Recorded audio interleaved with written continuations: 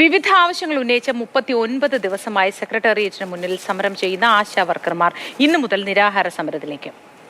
രാവിലെ 11 മണിയോടെ നിരാഹാര സമരം ആരംഭിക്കും. അതേസമയം ആശമാർ ഉന്നയിച്ച വിഷയങ്ങൾ കേന്ദ്ര ആരോഗ്യമന്ത്രി JP നദ്ദയുടെ ശ്രദ്ധയിൽപ്പെടുത്താനായി മന്ത്രി വീണ ജോർജ് ഡൽഹിയിൽ എത്തിയിട്ടുണ്ട്. വിശദാംശങ്ങളുമായി രാഹുൽ ജി നാഥ് നമുക്കൊപ്പം ചേരുന്നു. Rahul, good morning. ഇന്ന് നിരാഹാര സമരം ആരംഭിക്കുകയാണ് ആശാവർക്കർമാർ. ആരൊക്കെയാണ് നിരാഹാര സമരത്തിലേക്ക് കടക്കുന്ന മുന്നിൽ നിൽക്കുന്ന നേതാക്കൾ ആരൊക്കെയാണ്? അവർക്ക് എന്താണ് പറയാനുള്ളത്? മോദി, അവർക്ക് പറയാനുള്ള കാര്യങ്ങൾ തന്നെയാണ് ഈ ദൃശ്യങ്ങളിൽ കാണുന്നത് പോലെ അവർ ഒന്നാം ദിവസം മുതൽ എഴുതി വെച്ചിരിക്കുന്നത്. അതേ ആവശ്യങ്ങൾക്ക് വേണ്ടി തന്നെയാണ് അവർ മുദ്രാവാക്യം വിളിച്ചത്, പല ചർച്ചകൾക്കായി കാത്തിരുന്നത്, പല ചർച്ചകൾക്ക് പോയതും. എന്തായാലും ഇന്ന് 3 പേരാണ് സമരത്തിൻ്റെ 3ാം ഘട്ടം എന്ന തരത്തിൽ നിരാഹാര സമരത്തിലേക്ക് കടക്കുന്നത്. സംഘടനയുടെ, അതായത് കേരള ആശാ ഹെൽത്ത് വർക്കേഴ്സ് അസോസിയേഷൻ്റെ ജനറൽ സെക്രട്ടറി MA ബിന്ദു, ഒപ്പം പ്രവർത്തകരായ ഷീജ ഉൾപ്പെടെയുള്ള 3 പേർ. ഉൾപ്പെടെയുള്ള 3 പേരാണ് ഇന്ന് നിരാഹാര സമരത്തിലേക്ക് കടക്കുന്നത്. ഇപ്പോൾ രാവിലെ മുതൽ തന്നെ ആളുകൾ സമരവേദിയിലേക്ക് എത്തിയിട്ടുണ്ട്. എന്തായാലും MA ബിന്ദു ഇവിടെയുണ്ട്. അപ്പോൾ അത്തരത്തിൽ ഈ ആവശ്യങ്ങൾ ഇന്നലെ നടന്ന ചർച്ചയിൽ ഉൾപ്പെടെ ഇത്തരത്തിൽ ആവശ്യങ്ങൾ ഉന്നയിക്കുന്നു. അതിലൊന്നും ഒരു അനുഭാവപൂർണ്ണമായൊരു നിലപാടുണ്ടാകുന്നില്ല എന്നുള്ളതാണ് ഏറ്റവും പ്രധാനപ്പെട്ട കാര്യം. ഇന്ന് നിരാഹാര സമരം ആരംഭിക്കുകയാണ്. അതെ, എന്താണ് പ്രതീക്ഷ? നമ്മൾ പ്രതീക്ഷയോടെയാണല്ലോ ഈ 39 ദിവസം ഓരോ സമരപരിപാടികൾ നടത്തിയത്. അതിൻ്റെ ഒരു ഉയർന്ന നിലയിലേക്ക് എത്തിയിരിക്കുകയാണ് ഇപ്പോൾ സമരം. എന്തായാലും ഒരു ജനാധിപത്യ രാജ്യത്താണല്ലോ നമ്മൾ ജീവിക്കുന്നത്. അപ്പോൾ എത്ര മർക്കടമുഷ്ടി പിടിച്ചാലും ജനാധിപത്യത്തിൻ്റെ ചില രീതികളെ അംഗീകരിച്ചേ പറ്റത്തുള്ളൂ. നമ്മൾ ഈ കഴിഞ്ഞ 38 ദിവസവും ഓരോ പ്രവർത്തകരുടെയും, ഇപ്പം എല്ലാവരുടെയും ആരോഗ്യ പ്രശ്നങ്ങൾ ഉൾപ്പെടെയുള്ള കാര്യങ്ങൾ, വീട്ടിലെ സാഹചര്യങ്ങളെല്ലാം ചർച്ച ചെയ്തതാണ്. ആ ഘട്ടത്തിലാണ് ഇപ്പോൾ നിരാഹാരത്തിലേക്ക് കടക്കുന്ന ഒരാളാണ്. എന്താണ് പറയാനുള്ളത്?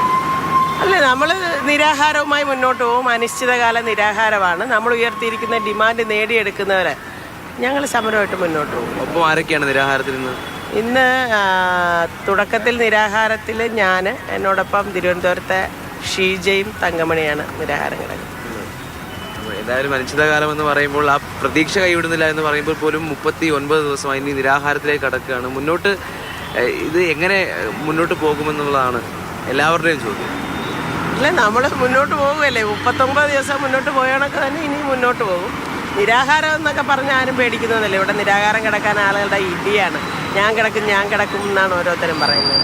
ആദ്യത്തെ അനുഭവമാണ് എല്ലാവർക്കും. ഈ സമരത്തിനിരിക്കുന്ന ആശാവർക്കർമാരൊന്നും ഒരു രാഷ്ട്രീയത്തിൻ്റെ സമരത്തിനോ അങ്ങനെയുള്ള കാര്യങ്ങൾ വളരെ കുറച്ച് വരെ ഉള്ളൂ രാഷ്ട്രീയ പ്രവർത്തകരായിട്ടല്ലേ. അതും ഇങ്ങനെയുള്ള സമരങ്ങൾക്കൊന്നും പോയിട്ടില്ല.